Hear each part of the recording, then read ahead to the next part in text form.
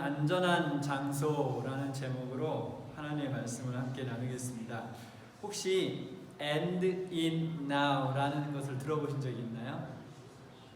And in Now. 그것은 저희 이제 교회에서 조직한 기관인데 그 세계 학대나 폭력을 멈추자. And in Now. 이제 학대나 폭력이 이제 멈춰지게 하기 위해서 우리 교단이 또 우리가 속한 어떤 공동체를 통해서 계속 홍보하고 또 노력해서 우리가 속한 가정, 교회 이런 학교 공동체 속에서 더 이상 학대나 이런 폭력이 사라지게 하기 위한 운동입니다. 그래서 이번 주가 이 End in Now 강조 주간이에요. 그래서 그것에 집중해서 같이 말씀을 나누도록 하겠습니다. 북미 지역에서 매년마다 300만 건의 아동학대 혐의에 대한 법 집행이 있었습니다. 그리고 예배를 드리는 곳 5곳 중 하나는 아동학대 혐의에 대한 그런 신고 내용이 있었고요. 매 10초마다 북미 지역에서는 아동학대 신고가 접수가 되고 있습니다. 2013년 미국 내 학대에 관한 통계를 보면 작년 한 해 동안 70만이 넘는 아이들이 학대와 방치의 희생양이 되었습니다. 이것은 매 초마다 1000명 중 9.2명의 희생자가 발생한다는 거죠. 그 320만 건의 아동학대가 작년 한 해 동안 조사되었고요. 4명 이상의 아이들이 매일 아동학대로 목숨을 잃고 있어요. 북미 지역에서 일어나는 일이죠. 그리고 미국에서는 작년 1580명의 아이들이 방치와 학대로 인해 목숨을 잃었습니다. 이게 이 정도면 테러 아니에요, 그렇죠? 그렇죠? 1년 동안 1000명이 넘는 학생, 1500명이 넘는 아이들이 방치와 학대로 인해서 목숨을 잃었다는 것은 가장 큰 테러 중에 하나인 것 같아요. 사는 동안 정신적인 고통을 받고 여러 가지 중독에 걸릴 확률이 높고 성병이나 또 자기 스스로 학대 그리고 다른 사람을 학대하는 그런 일들이 일어납니다. 특별히 정신적인 학대만 본다면 무시하고 또 거절하고 또 고립되고 또 언어폭력, 또 공포심을 유발하거나 방치하거나 수치심을 유발하거나 또 이제 분리, 괴롭히는 일들이 그런 종류들이 있습니다. 그 다음 슬라이드 보면 정신적 학대의 증거들을 보면 어떤 사람이나 장소에 대한 갑작스러운 두려움들이 생깁니다. 그래서 어떤 사람을 보면 그 사람을 보고 아이가 갑자기 두려워한다든지 아니면 매일 자연스럽게 가던 장소인데 거기를 아이가 가기 싫어한다든지 하면 어떤 이유가 있는 것이죠. 또 공격적인 또는 그런 행동들을 하고요. 그리고 관심 받기를 원하는데 동료나 어른들과의 그 비정상적인 행동을 보이는 것을 볼 수 있습니다. 그리고 당연히 집중력이 부족하고요. 또 빈번한 지각이나 결석을 하고 또 갑작스럽게 성적이 떨어지거나 그래서 아이가 학대를 받는지는 부모가 관심을 갖고 잘 보면 알 수 있어. 이런 아이가 비정상적인 행동을 아이들이 하는 것을 볼 수 있습니다. 다음 슬라이드 보면 방치가 되고 있다는 증거, 불행해 보이고 또 몸이 이제 관리가 더럽고 잘 안 되어 있고 또 항상 배고파하고 그리고 구걸과 절도 행위들을 하고 상태가 이렇게 좋지 않은 옷이나 계절에 맞지 않는 옷을 입거나 또 만상적인 건강 문제나 부상을 당하는 모습들을 볼 수 있습니다. 요 내용들은 제가 이제 아까 본 사이트에서 같이 나누고 싶은 내용들을 제가 발췌를 했고요. 이것에 근거해서 이런 기본적인 것에 근거하고 또 하나님의 말씀에 근거해서 그러면 우리가 이 학대를 어떻게 방지하고 또 일어났을 때 어떻게 다루고 그 다음에 이것을 우리가 마음속에 있는 상처들을 어떻게 치유해야 될지 3가지 단계로 하나님의 말씀을 나누도록 하겠습니다. 그럼 제가 몇 가지 질문을 드려볼게요. 여러분의 가정은 안전합니까? 우리 교회는 안전합니까? 네, 안전한 것 같아요. 사람 대답이 없는 거 보니까. 그러면 우리가 살고 있는 이 나라는 안전합니까? 학대로부터. 만약 여러분이 여러분의 가정에서, 학교에서, 아니면 직장에서, 교회에서 지금 학대를 당하고 있다면 가장 적당한 사람에게 그것을 나눌 수 있게 되길 바랍니다. 그래서 이것이 어떤 케이스든지 간에 교회 목회자나 또 교회 장로들에게 어려움을 나누고요. 우리가 그것을 나누면 우리가 할 수 있는 최선을 다해서 그 학대가 더 이상 일어나지 않도록 돕도록 하겠습니다. 그래서 몇 달 전에 우리 학생 중에 한 명이 학교에서 분리를 당해서 그것을 도와준 일이 있어요. 그래서 여러분들이 그것이 학교든 어디든 그러한 일이 일어날 때 함께 나누면 도움을 우리가 찾을 수 있습니다. 그래서 이 시간을 통해서 다시 한번 우리가 지금 속한 공동체는 위니펙 한인교회니까 위니펙 한인교회는 어떤 종류의 학대도 인정하지 않고 그런 학대가 일어나지 않도록 저희가 최선을 다해서 노력하겠습니다. 그런데 우리가 이렇게 그 아동 학대나 근데 학대는 사실은 아이들에게만 일어나는 일은 아니죠, 그렇죠? 어른에게도 일어나는데 이러한 일들이 우리가 방지를 하더라도 우리와 의지와는 상관없이 일어날 수 있죠. 그렇다면 그것을 내가 예방할 수 있는 가장 최선의 방법을 한번 나눠보도록 하겠습니다. 그것은 먼저 내 자신의 가치를 내가 스스로 인정할 수 있어야 됩니다. 무슨 말인지 이해가 되나요? 그러니까 어느 누구도 나를 학대할 수 없다. 왜냐면 나는 소중한 존재니까 어느 누구도 나를 학대할 수 없다 라는 것이 내 속에 인식이 되어 있어야 다른 사람이 나를 학대할 때 그것을 이상하게 생각하고 그것이 일어나서는 안 되는 일이라고 생각하게 되겠죠. 그렇죠? 그런데 내 자신에 대한 그 가치가 없으면 그 학대를 받아도 그것을 당연하게 생각할 수 있어요. 그래서 제가 옛날에 이제 학원에서 근무할 때 그 초기에는 그 학원에서도 회초리를 썼어요. 그래서 아이들이 말을 안 들으면 회초리를 썼던 그런 시절들이 있었는데 제가 학생 중에 한 명 기억나는 아이가 너 왜 이렇게 너 맞는 거 혹시 좋아하냐? 왜 이렇게 맨날 맞을 짓을 하냐? 그러니까 이 아이가 하는 말이 뭐라고 했냐면 괜찮아요. 저 매일 맞아요. 집에서도 매일 맞기 때문에 웬만큼 맞아서는 끄떡없대요. 이렇게 자기 자신이 스스로 학대를 받는 그것이 당연한 훈육일 수 있지만 그 학대를 받을 때 내가 학대를 받아서는 안 된다. 지금 당연한 훈육과는 구별된 이야기죠, 그렇죠? 학대를 받아서는 안 된다라는 사실을 깨닫기 위해서는 내가 얼마나 소중한 존재인지 깨달아야 된다는 것이고, 그 동시에 내가 소중하면 나 외에 다른 사람도 소중하다는 그 인식이 결국은 다른 사람을 학대하는 것을 방지하게 하죠. 그렇죠? 그래서 이 자신의 가치 또 다른 사람의 가치를 깨닫는 것이 중요한데 그 가치가 어디서 나오는가? 창세기 1장 26절 27절을 보겠습니다. 같이 읽겠습니다. 시작. 하나님이 이르시되 우리의 형상을 따라 우리의 모양대로 우리가 사람을 만들고 그들로 바다의 물고기와 하늘의 새와 가축과 온 땅에 따이기는 모든 것을 다스리게 하자 하시고 하나님이 자기 형상 곧 하나님의 형상대로 사람을 창조하시되 남자와 여자를 창조하시고.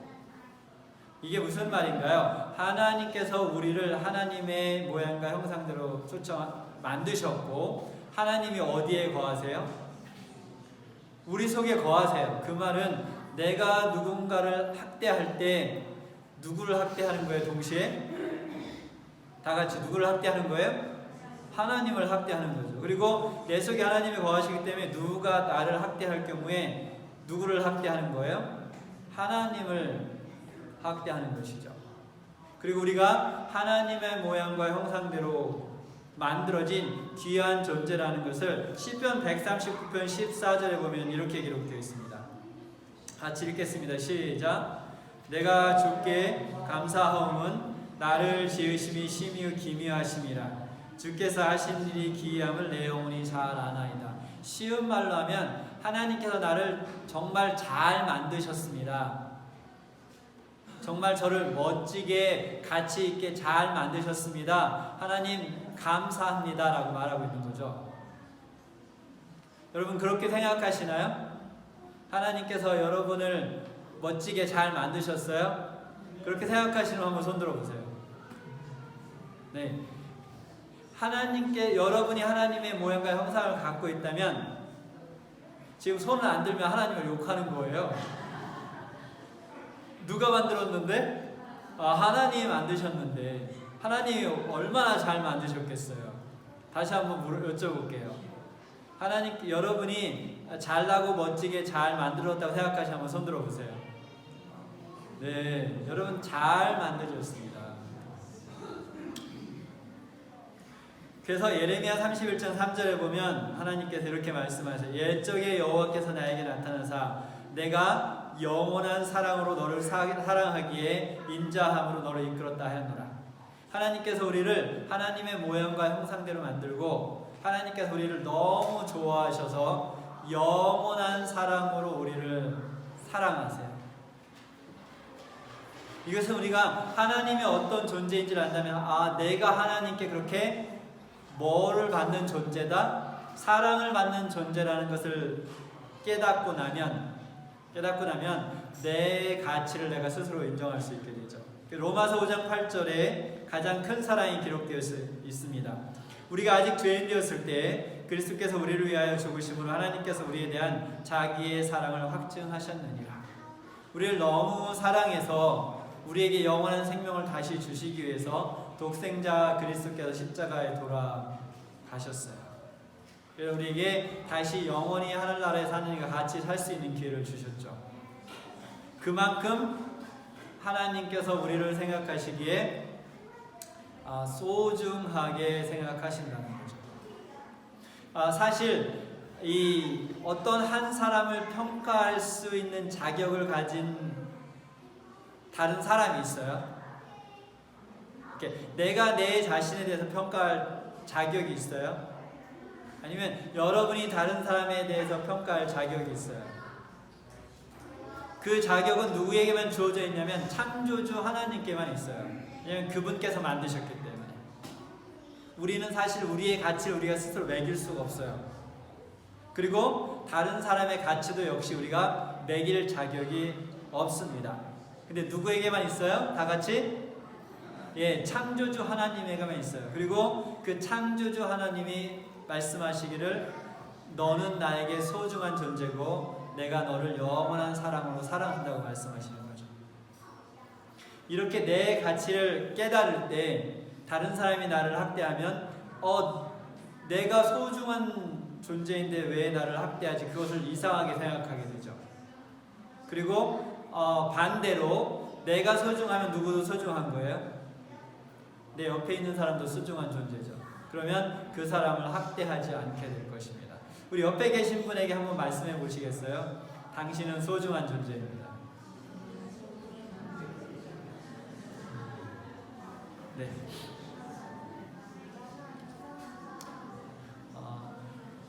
그런데 이렇게 내가 소중한 존재라고 나를 깨닫고 있어도 불행하게도 때때로 내가 조절할 수 없는 상황에서 학대를 받는 일이 생길 수 있죠. 이런 일이 생기면 어떻게 해야 되나요? 먼저 가정에서의 어떤 폭력, 가정 폭력이 있을 때 어떻게 해야 됩니까? 먼저 교회 지도자들에게 알리시기 바랍니다. 가정 폭력이 있을 때. 제가 목회를 하면서 그런 사건들이 몇 번 있었어요. 그래서 그것을 중재하는 일들이 있었는데 목회자나 장로들에게 여러분의 고민을 나눠주시기 바랍니다. 두 번째, 여러분이 다니고 있는 학교에서 이런 그 폭력 사건이 생기면 어떡합니까? 어떻게 해야 되죠? 가장 먼저 누구에게 이야기해야 되나요? 부모님에게 가장 먼저 그 사실을 알리고, 부모님의 조언을 받아서 학교의 선생님에게 그 사실을 알리는 과정이 제일 먼저 필요합니다. 그리고 도움이 필요할 때는 교회 지도자들에게 역시 나누면 저희가 같이 기도하고 도울 수 있는 모든 방법을 통해서 돕도록 하겠습니다. 또 때때로 우리가 일하는 곳에서 성인이 됐어도 이러한 어뷰즈 사건들이 생길 수 있어요. 이렇게 생길 때는 그 직장에 그것을 도울 수 있는 사람에게 말하는 일이 필요하고, 그런 상황이 되지 않는다면, 상황이 되다 안 되건 또 교회 지도자들에게 그 어려움을 함께 나눌 때 우리가 같이 기도하면서 그 어려움을 극복할 수 있도록 돕도록 하겠습니다. 제가 지금 무슨 이야기를 하고 있는 건가요? 누군가가 여러분을 abuse, 학대하거나 어떤 종류의 어떤 종류의 폭행이든 그런 폭행이 있을 때, 그것이 정신적인 거든 말로든 육체적인 거든 성적인 것이든 어떠한 것이든 그것이 생기면 어떻게 하라는 거죠? 그것을 도움을 받을 수 있는 사람들에게 말을 하는 것이 중요합니다. 그것이 왜 중요합니까? 계속해서 이 학대를 받다 보면 그 학대의 노예가 돼요. 그러면 자기 스스로 그것을 벗어날 수 있는 힘이나 말할 수 있는 힘이 생기지 않아요. 그러면 그때부터는 정말 절망적인 상태로 빠져드는 거죠. 그래서 학대 초기에 그런 일이 생길 때 느낌이 이상하다 하더라도 그것을 나누면, 그래서 아까 그 시작할 때 보여준 슬라이드를 보면 혐의잖아요.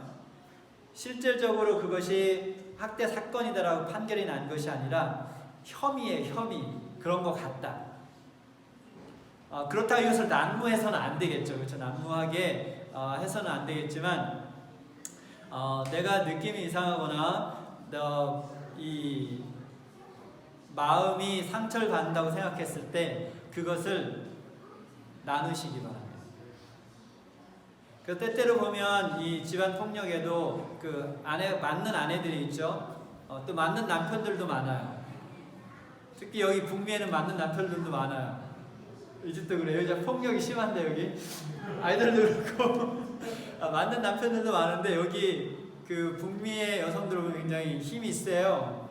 때때로 보면 저보다 힘센 사람들도 있어요. 저도 힘이 센 편인데 남자 중에서도. 그래서 맞는 남편, 맞는 아내들이 있는데 그것을 벗어나지 못한 이유가 뭐냐면 그것을 알리지 않기 때문에 그래요. 그리고 또 다른 하나는 뭐냐면 다른 사람을 학대하는 사람이 제일 많이 쓰는 방법이 뭐냐면 이것을 다른 사람에게 말하면 너에게 더 큰 고통이 갈 것이다 라는 것을 계속 주지시키기 때문에 협박을 하는 거죠. 협박을 하기 때문에 그것을 다른 사람에게 말하지 못하는 경우가 굉장히 많아요. 그런 케이스들이. 그런데 여러분이 기억해야 될 것은 뭐냐면 그것을 멈추는 최선의 방법은 도움을 받을 수 있는 사람에게 말하는 거예요. 그렇지 않고는 그것을 멈출 수가 없어요. 어떤 협박을 하더라도 그 협박에 넘어가면 계속해서 그 어뷰즈의 노예가 될 수밖에 없습니다.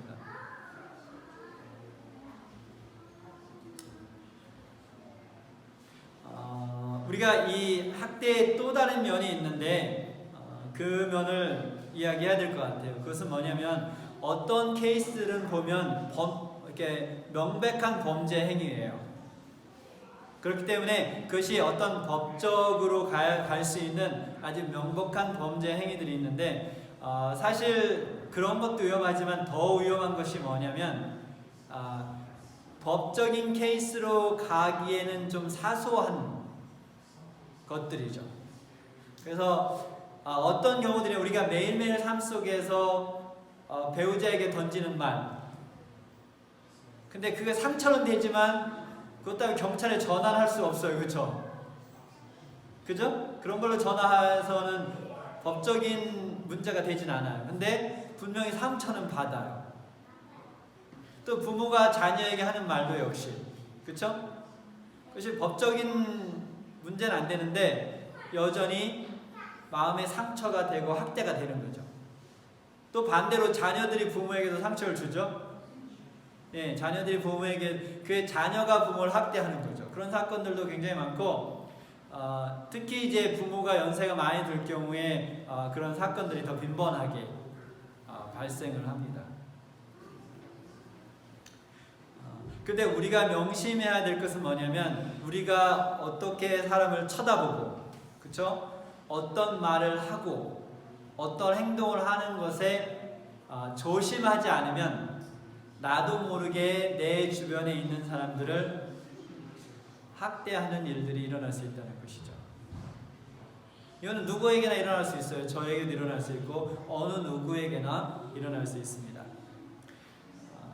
그래서 예수님이 뭐라고 말씀하셨냐면 마태복음 18장 6절에 누구든지 나를 믿는 이 작은 자 중 하나를, 어린아이를 가리켜요, 실족하게 하면 차라리 연자 맷돌이 그 목에 달려서 깊은 바다에 빠뜨려지는 것이 나으니라.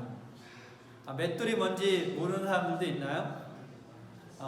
지금은 믹서기에 갈지만 옛날에는 이 돌을, 이렇게 큰 돌을 2개 이렇게 놓고 그 밑에 곡식이 들어가게 해서 이렇게 갈았어요. 옛날 그 수동 믹서기죠, 그렇죠? 근데 굉장히 무거워요. 그것을 여기에 이렇게 목에 매달로 바다로 첨벙 뛰어들면 살 가능성이 있을까요? 좀 생각하는데 오래 걸려요? 살 가능성이 없죠? 죽어요. 뭐가 낫다는 거세요? 차라리 그게 낫다는 거예요. 뭐 하는 것보다? 어린아이를 학대하는 것보다.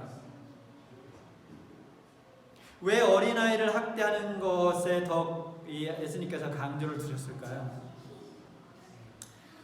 학대를 받은 어린아이는 커서도 자기 스스로를 학대합니다. 그런 케이스들이 많죠.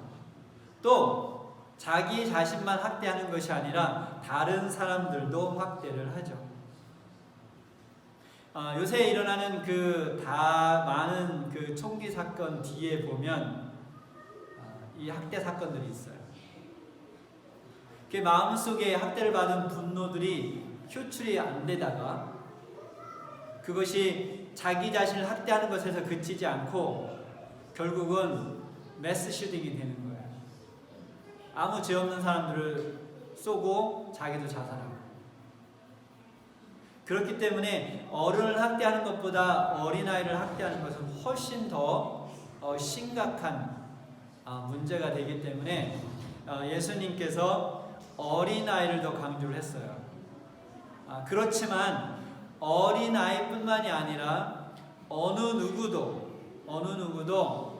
그 사람의 마음에 다른 사람의 마음에 상처를 주고 그것을 해결하지 않는다면 똑같은 운명에 처할 수 있습니다.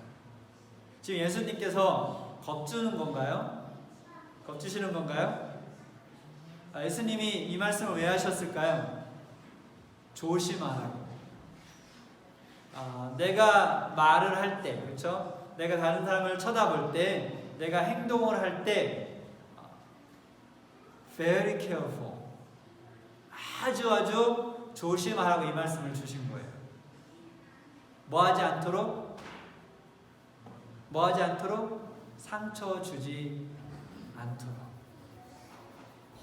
만약 여러분이 지금 생각하기에 여러분의 배우자에게, 여러분의 자녀에게, 여러분의 부모에게, 또 교회에서 서로 간에 부지중에 아니면 의도적으로 상처를 준 일이 있다면 오늘 회개하시기 바랍니다. 그리고 다시는 상처를 주지 않을 수 있는 힘을 달라고 기도하시기 바랍니다. 그래서 우리가 속한 가정에 또 우리가 속한 이 교회에 더 이상 서로를 인해서 상처받는 일이 생기지 않기를 간절히 바랍니다. 어느 누구도 학대를 받아서는 안 되고 또 어느 누구도 다른 사람을 학대할 자격이 없습니다. 맞죠? 네. 그렇다면 지금 우리가 우리 가치를 깨닫는 것에 대한 중요성을 이야기했고 또 다른 사람의 가치를 깨닫는 중요성에 대해서 이야기했고 그 다음에 그러한 일이 생길 때 그것을 다른 사람에게 알리는 중요성에 대한 이야기를 했습니다. 그런데 내가 다른 사람에게 그 말을 한다고 해서 내 받은 상처가 치유가 되나요? 그건 아니죠. 그렇죠? 내가 다른 사람에게 나누었다고 해서 그 상처가 치유가 되는 것은 아닌데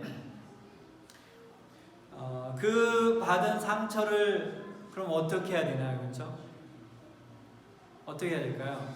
우리가 한 가지 알아야 될 사실은 뭐냐면 만약에 제가 칼로 여기가 이렇게 칼로 뭘 하다가 이렇게 찢어지면 이 심하게 찢어졌을 경우 그냥 놔두면 저절로 낫나요? 아니죠. 그냥 놔두면 잘못하면 곱고 계속해서 놔두면 팔을 절단해야 되는 일이 있을 수도 있어요. 팔을 절단하지 않으면 어떻게 돼요? 죽어요. 그래서 제가 필리핀에 선교사로 있을 때 너무너무 가난한 동네였는데 그런 일들이 있어요. 어떤 애는 이렇게 팔이 없는데 알고 보니까 상처가 났는데 치유를 못해서 골마서 근데 골맞는데도 그걸 치유를 못해가지고 결국은 이제 죽게 되니까 그래서 절단한 아이들이 있었어요. 동네에 병원 갈 돈이 없어서. 근데 이제 죽게 되니까 어떻게 가서 절단을 했는지 모르겠지만 그렇게 절단한 아이들이 있었습니다.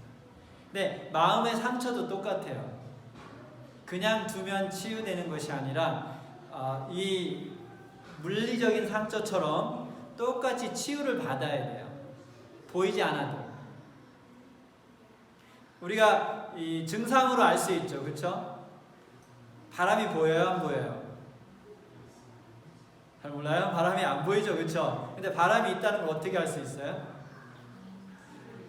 지금 오늘 바람이 많이 부는데 바람이 불면 나뭇잎이 흔들리죠.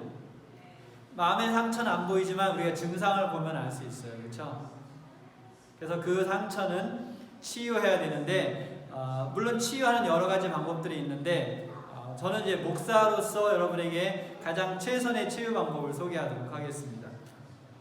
누가복음 4장 18절부터 19절 같이 읽겠습니다. 시작.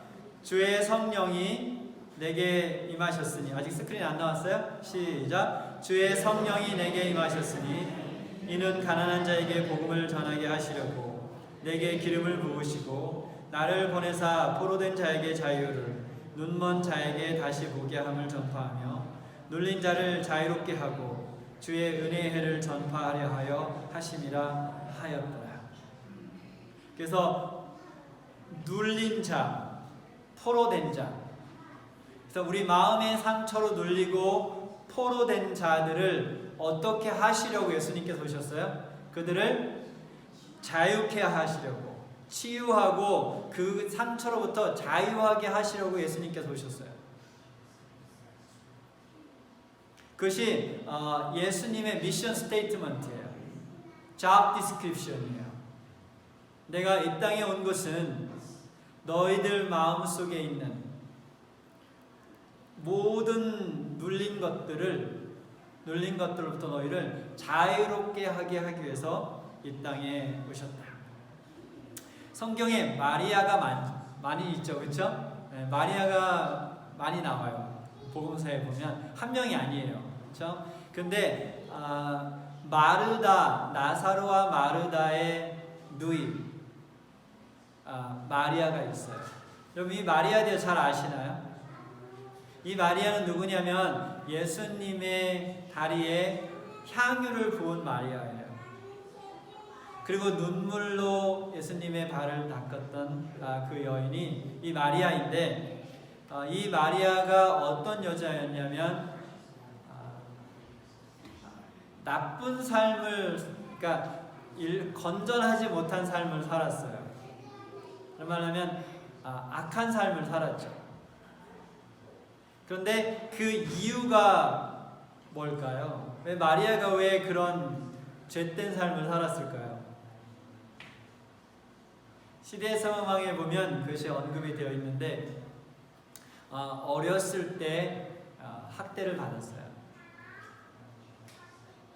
친척에게.